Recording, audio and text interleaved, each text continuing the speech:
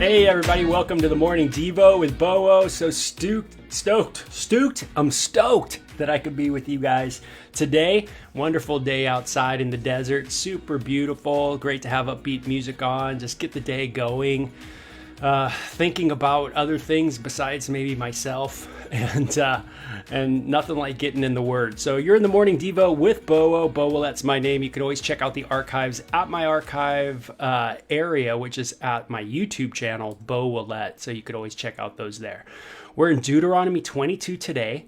So let's get right into it. It's Friday. It's June 3rd already. I'll be 50 years old in less than a month now. Can you believe it? That's what they say. They say I'm going to be 50. That's what kind of the math, that's how it kind of goes out. You know, that's how the facts of it are, is that I will be 50. That's right. Hard to believe, but it's true. So pretty cool. Anyway, let's get into it. And it's someone's birthday. I saw in the comment corner that it was someone's birthday. Is that right? Let me see. Whose birthday is it? Happy birthday, Tina. Hey, happy birthday to you, Tina. That was some good upbeat music for you. I hope you have a great day, blessed day. I hope you enjoy this short Devo in chapter 22. The reason why I say it's short, not because I'm short per se. I usually have a lot of things to think about when I do my Devos, just on my personal kind of what I can work on today, but this is a short chapter. I'm going to read it from what's called the Living Bible, just because I was really curious with the Living Bible how it kind of put some of these interesting laws. Now, these are laws for the society of Israel, and you guys get the theme of maybe what it's about. Let's kind of figure it out together, okay? So chapter 22, Deuteronomy means the reiteration of the law. So everything that was in the law of Moses, think of Exodus and Leviticus and Numbers. All of those three books especially, here is a reiteration of all that God showed Moses. And now he's giving a big message, hence the book, to the people of Israel before they cross the Jordan and go into the promised land. Okay, so if you see someone's ox or sheep wandering away, don't pretend you didn't see it. Take it back to its owner. Hey man, the old stray dog's running around, maybe pick it up, put it in the backyard, take care of it until the owner can grab it, if it's in your neighborhood kind of thing, right? Now, what is the principle that we learn in the New Testament? But it's already been reiterated in the law that we see being exemplified here. If you see someone's ox or sheep, their property, wandering away, don't pretend not to see it. So what is the law that's being spoken of?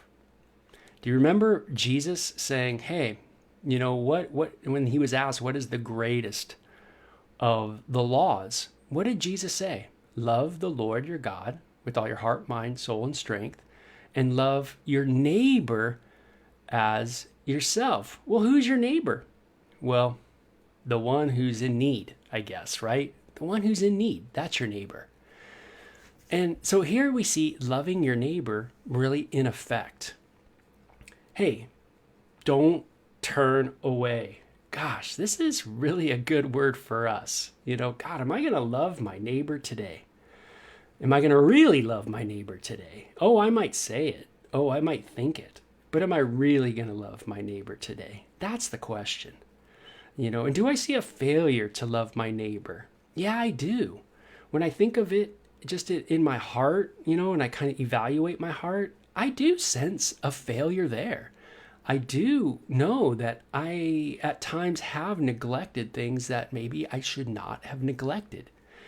And downright things I should not have neglected. No matter, I'm not if, but I should not have neglected, but I did. And so here we see that here's the word that when Israel's in the land, hey, don't neglect your neighbor if his animal is out on the loose, right? Take it to your own farm and keep it until the owner comes looking for it, and then give it to him. The same applies to donkeys. Hey, even if it's a donkey, okay? Do it. Even if it's donkeys, clothing, or anything else you find.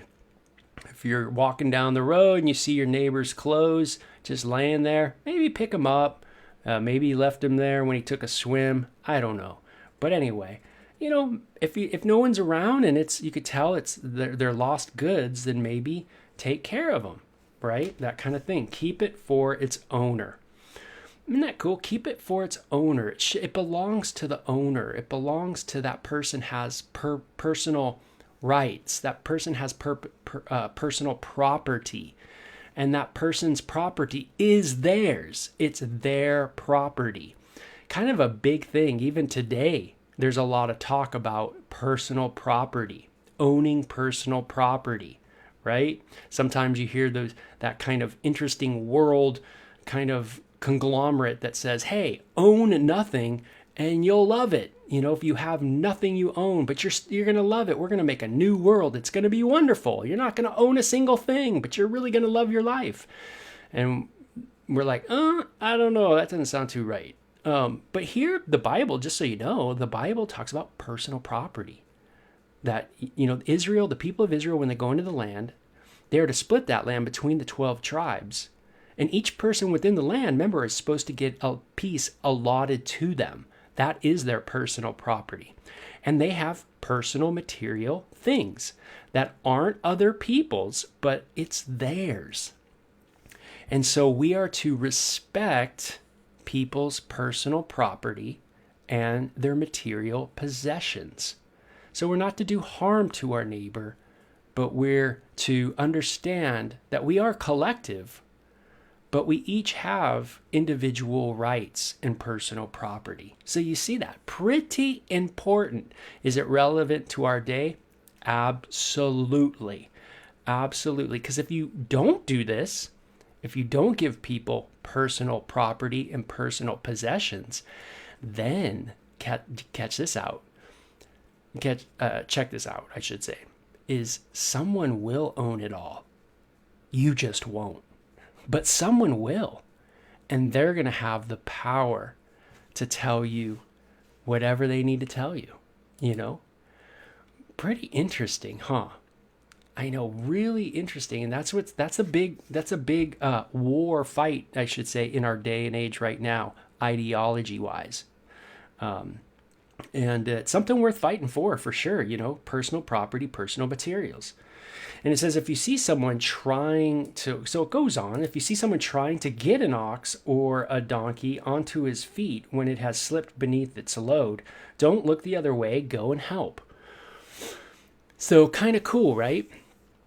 And hey, Laura, it's good to have you back after your surgery. I just got to stop for a minute and just say, man, that is courageous. What you're talking about right there? Anybody who's battling the sea, man, that is absolutely courageous. I've seen it in my dad, and I've seen it now in my mom.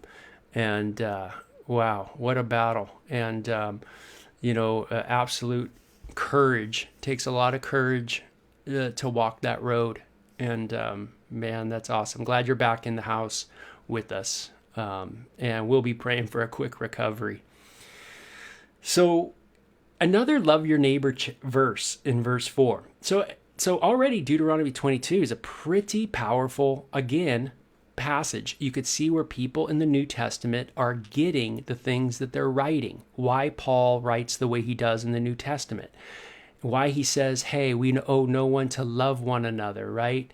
Treating one another properly. Being hospitable to one another, as he does in Romans, 12, 13 area, that be hospitable, love one another, care for one another, treat other people better than yourself. Philippians chapter 2, do nothing with vain ambition or foolish conceit, but treat others as, better than yourselves. Care for them just as Christ has cared for you. That is the fulfillment of these passages, to love each other. If you see someone's ox getting in a ditch, man, falling in the quicksand, try to pull it out. Don't turn your head the other way. And this is important in our social world. Because we're a collective, we see that just as Israel was to be a collective group going into the promised land, they weren't to neglect each other's individual property, individuals' material items. They were to understand that they were those people's property. But it doesn't mean that they turned a blind eye towards things. We are, because we're collective in a, say, city, in a county, we are to pay attention to what's going on in our culture. We are to communicate with our governorship, those at the gate. That's what you hear in the book of Deuteronomy. Take them to the gate, right? That's the governors. That's those running the show, in those cities. And, we are not to turn away a blind eye to what's going on in the culture. If you have an issue with what's going on with people on the street, or sleeping in the street, or sleeping in the washes, you need to write. You need to communicate with those in leadership in the county or in the city or whatever it is. And you have to understand you're part of the collective. And this is the idea, is don't turn around. Don't turn and walk away, right? Don't do that. So it says this. It says, go and help. And I love that in the Living Bible at the end of verse 4. Go and help. Be a part of the solution. Try to help the best. Maybe you have a good idea that no one else has heard of, and maybe that needs to be shared. So that is something maybe we could all do. Now, it's really cool. It says, a woman must not wear men's clothing, and a man must not wear women's clothing. This is abhorrent to the Lord your God. So it's interesting. You get this really small law in here, right on the piggyback of loving each other and caring for one another's property, and being very aware if someone's property or material goods are lost, to make sure you return it. Then there's this idea of, hey, don't wear the clothes of him, and don't wear the clothes of her. That's not, it says it's abhorrent to the Lord. It's one of those things that the Bible says a lot of things are detestable to God. It's not what God intended. It's a moving away from what God intended. So it's interesting. I know we fight against this a lot of times in our culture, but we have to understand, is there a reason for this? Is there a value in a woman, and is there a value in a man? And what is their value? What makes them valuable in the society? What if we try to erase manhood? What if we try to erase womanhood? Right? What if we try to move away from those natural laws, right? Of meaning your natural, just who you are, how you were born. What is there a ramification for those things? What if everybody what if every woman dressed like a man, and what if every man dressed like a woman? You think, like, what would happen in our world? What would our world be like? How would that affect children? How would that affect adults? How would that affect the longevity of a society? These are big questions, and questions that should be asked all the time. How does this affect overall health of the society?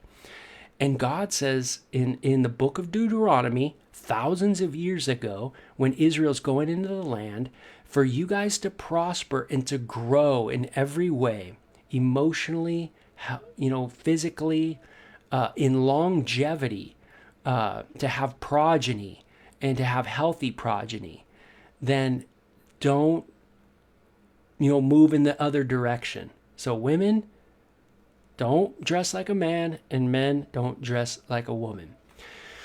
Now, I got to tell you that when I was growing up, I was part of a culture that we dressed a lot like women, we must say. We wore our hair very feminine in a lot of ways. Of course, we dressed in certain ways that might look very feminine indeed. And there's definitely some areas there that we look at in our culture and we go, yeah, is that, there's men that are feminine, and then there's women that are masculine in some ways. That kind of idea. Now in Israel, God is really putting kind of a law in there to say, hey, be careful. Don't go the other direction. Learn to be content. Learn to understand your role, your place in the collective. And this is important. If it's about me, now if everything is about me, which is a form of narcissism, if it's about me, or maybe it is narcissism, then I'm not thinking about the collective. This law would be lame because I want to do what I want to do. It is all about me. I want to dress the way I want to dress. I want to look the way I want to look. I want to do what I want to do. See, it becomes literally all about me, all about what makes me feel good, right? I've lost myself as an individual in myself. I haven't saw my value through the collective, through the big picture, through how I am a blessing to the group, and what my role is in the collective, in the large society. I've lost that because it's all truly about me. And when you have a culture, and this is, I think, what God's getting at with all this, is God knows that if Israel goes into the land and it is truly all about them individually, then they will neglect the collective. They will move away from understanding what is going to benefit them in the future, because it will be all about them now. And when it's all about you now, then you do anything you want to do now, and you live the way you want to live, neglecting anybody else around you and how it could hurt people, how it could hurt the future, how it could hurt future the progeny, the future generations, then you pretty much have a society on the decline. You have a population on the decline as well. Everything. Now, do we have a population decline in the United States? Hate to tell you, but yes, right? Well, there's a reason why. There's a reason why we're on the decline, and we have been for a lot of years if you look at the statistics. And so sometimes we just get so individualistic and so selfish and so narcissistic, all about us, that we forget the collective, right? Man, bummer. Yeah, our sin can really mess things up, man. We get so focused on ourselves. It's pretty yucky. And I don't say it's them out there. I say it's me, man. I got to look at me. And so if a bird's nest is lying on the ground, or if you spy one in a tree and there are young ones or eggs in it with the mother sitting in the nest, don't take the mother with the young. Let her go and take only the young. The Lord will bless you for it. Hey, you want to have an egg? Great. Wait, right? Wait until the mom's done, right? If you want those little chicklings, whatever, those little things for yourself, wait until the mother's done. And kind of a neat statement, right? Don't be greedy with the animal kingdom. Whoa, that's kind of radical too. Isn't that kind of something relevant to us today? Don't be greedy with your animal food intake. Interesting.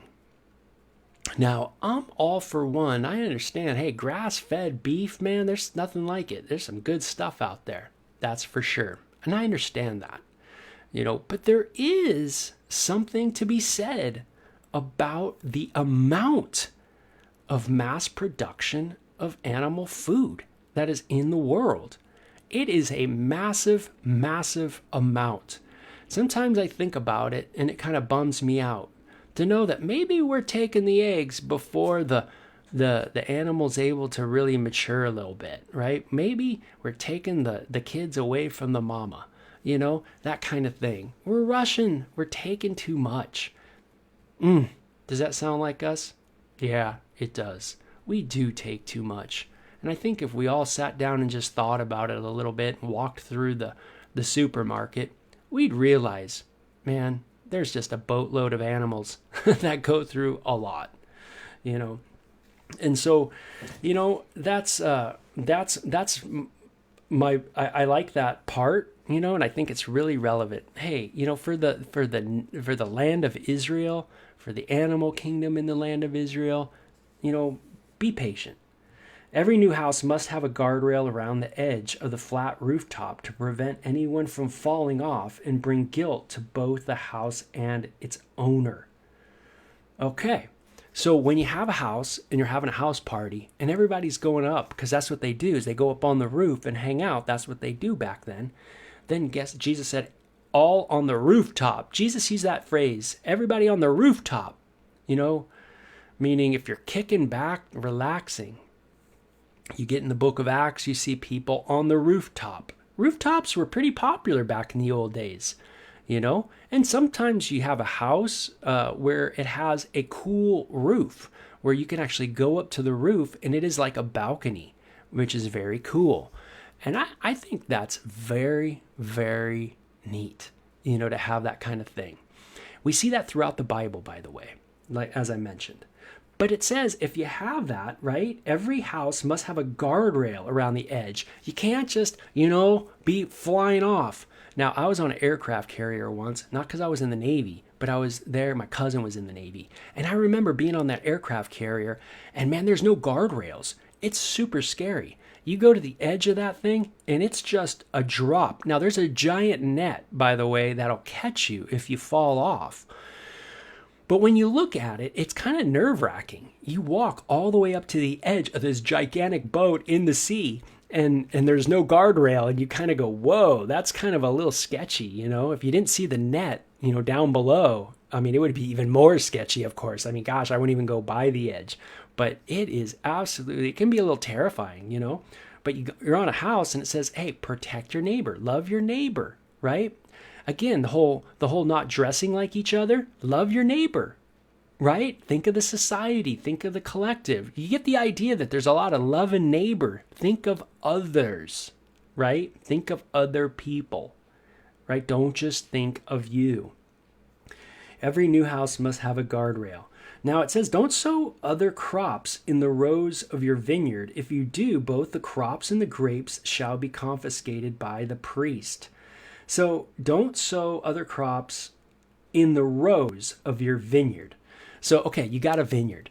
You got some cool grapes going, right? And then you get some onions next to the vineyards, right? No. It says don't do that. Don't mix the seeds together.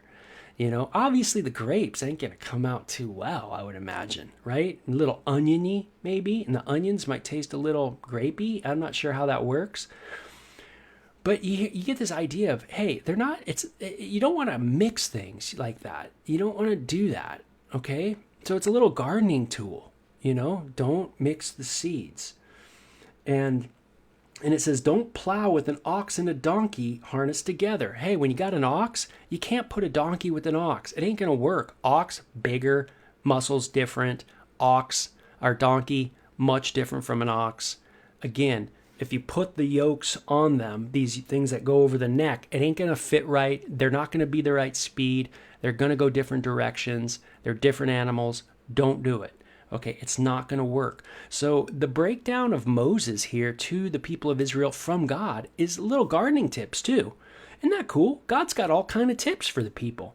Little social tips, how they can grow emotionally healthy, in their mind, how, think of the future of Israel, how to create a society that grows, right? And so, hey, don't do this. It ain't going to work, right? Follow the directions, man. If you got an ox, yoke it with another ox, okay?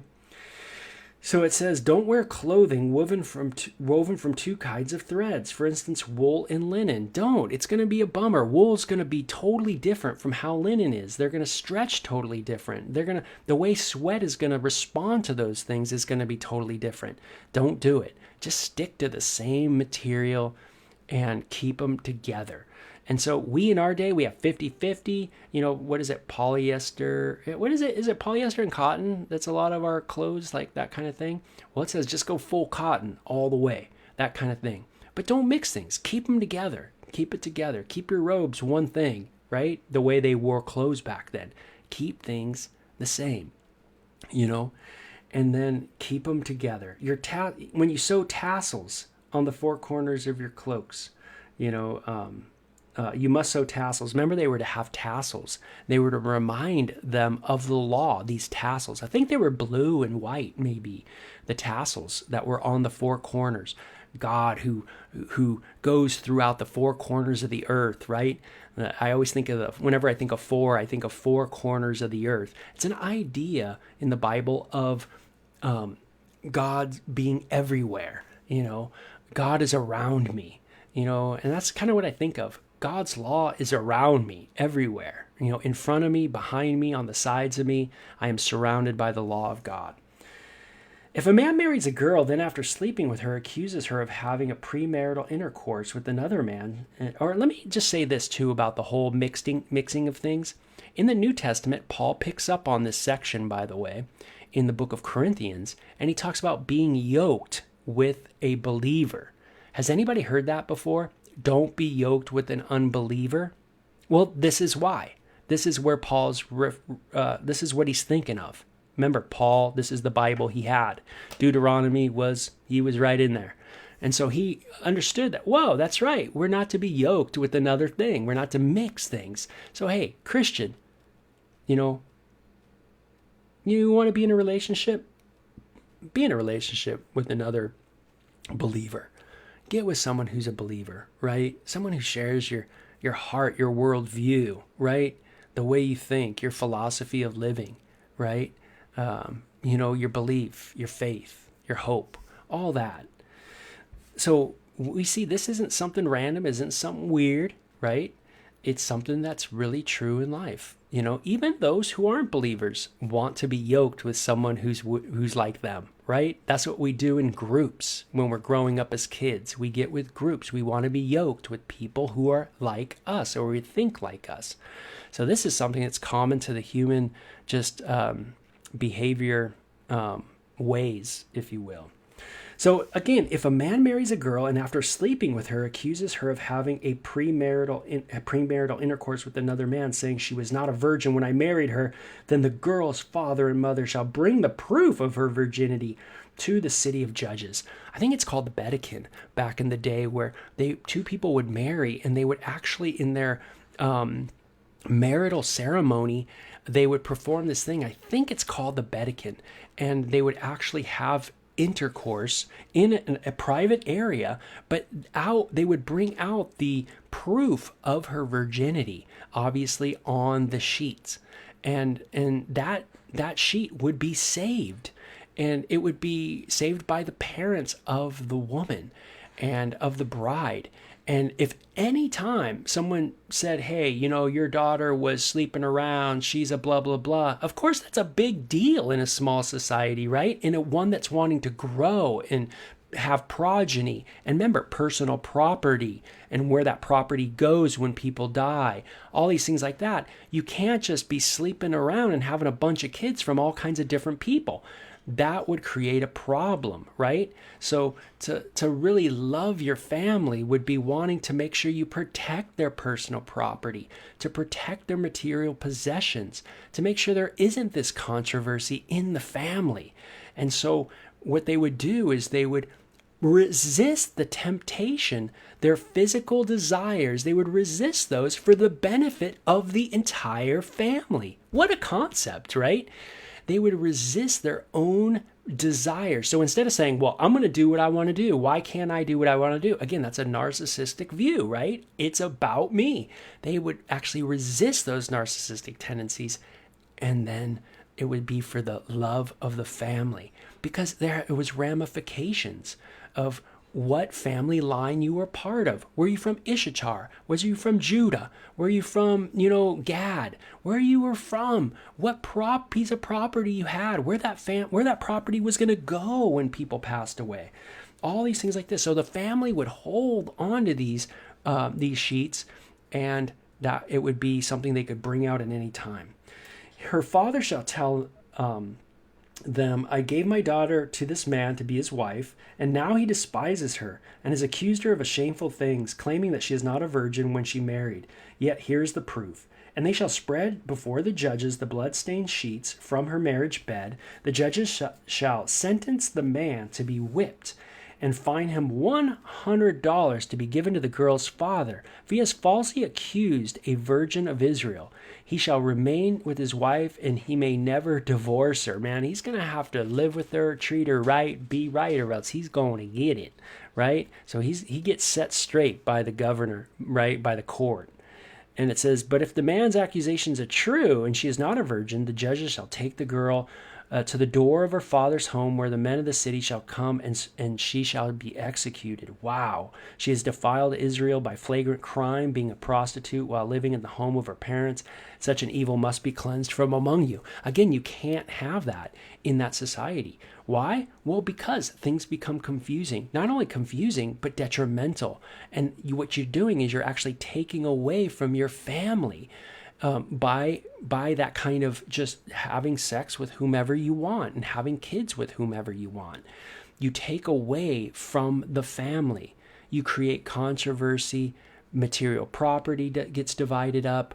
And we know how divorces work. Man, you get divorced, things get divided. There's families all over the place. No one knows who gets what. Everything gets separated, and people split apart and apart and apart and apart. And isn't that funny? And we become more individualistic, and we lose our collective love for one another. We become simply self-focused and self-loving. Sound like today? Just a little bit. So anyway, if you get bumped at those passages, man, you got to think through it a little bit. You got to think through it and go, hey, maybe they were onto something back then that we've lost. And that's why we are so narcissistic and selfish. If a man is discovered committing adultery, both he and the other man's wife must be killed. Both the man and the woman, right? And it says this is an evil to be cleansed from Israel. If a girl who is engaged is seduced within the walls of the city, both she and the man who seduced her shall be taken outside the gates, right? And it says, if the girl, now this is interesting. It says the girl, because she didn't scream for help, and the man because he violated her virginity of another man's fiancée. So the idea is this: she's engaged, she sleeps with another dude. Now, if she screams, if she's screaming no, if she did that, she can go to the court and say, "Listen, I screamed no. I mean, this guy took me out in the middle of, the forest, And if she says, "Hey, I screamed. I was screaming my head off," and if that's true, and it's her word, then, that's going to be fine. I think she's going to go free. Everything's good. But if she consented to having an affair when she was engaged, and back then betrothal was pretty tight, man. When you were betrothed to someone, it was like you were already married, man. You were committed. The families were committed. They understood what was going on. It was very, again, a collective thing, family collective thing. And so this isn't talking about, if you just, let me say it this way. It makes sense, right? If you go out there and you're engaged and you're going to sleep around, there's a consequence to that in Israel. But if you are not wanting it and it's forced on you, it's raped, then you know what? There is no crime against you. And it says, in this way, you reduce crime among you. And if this deed takes place out in the country, only the man shall die. Only the man shall die. The girl is innocent as a murder victim, for it must be assumed that she screamed, but there was no one to hear and rescue her in the field. Sad, right? So check this out. If you're a dude back then, and you're at the fraternity and you mess around, serious consequences, right? Serious consequences to your narcissistic attitude, right? So check this out. The laws are there to restrain the selfish inclinations within human beings, which we are prone to do.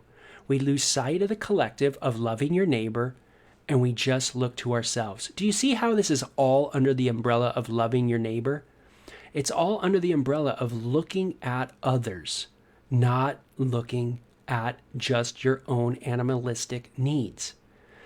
And that is a word for this morning, right?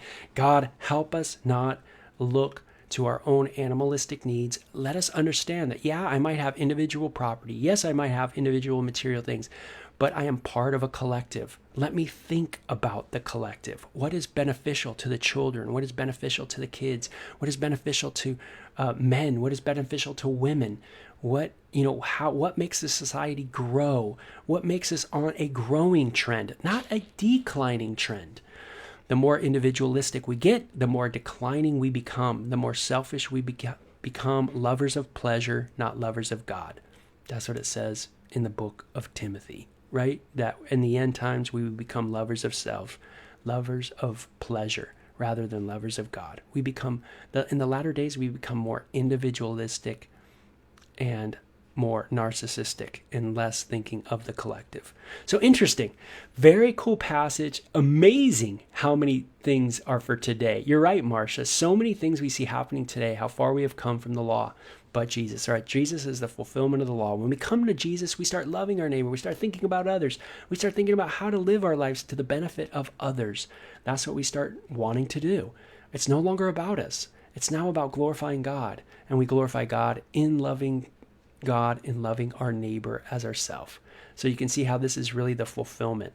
How Jesus is the fulfillment of these passages, right? But these are great practical ones. Hey, you guys take care. Awesome chapter. Love it. Have a great weekend. Take care.